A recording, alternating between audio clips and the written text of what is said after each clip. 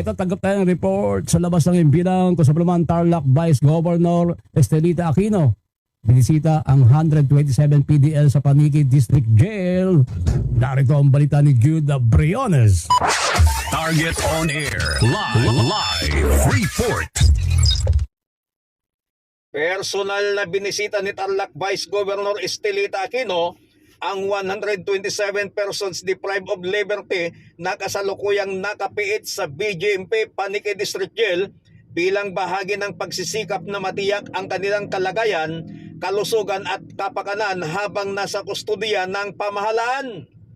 Kasama ni Vice Governor Aquino sa pagbisita sina Paniki Mayor Kathleen Rojas at Police Colonel Samuel Munoz, warden ng Tarlac Provincial Jail.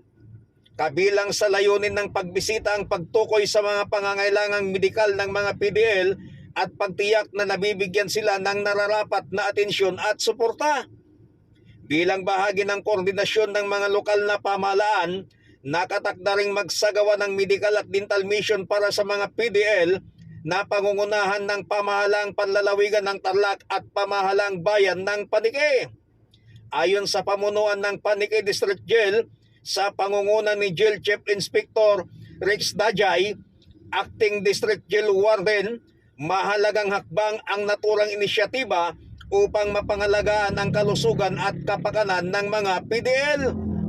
Nagpaabot naman ng pasasalamat ang pamunuan ng jail sa mga opisyal ng pamahalaan at iba pang katuwang sa patuloy na suporta at malasakit sa mga persons deprived of liberty.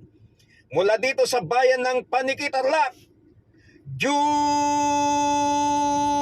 Briones para sa Mirejo TV. Target on air. Live report. Maraming salamat kay Jude Briones. Diyan pa naman sa Tarlac.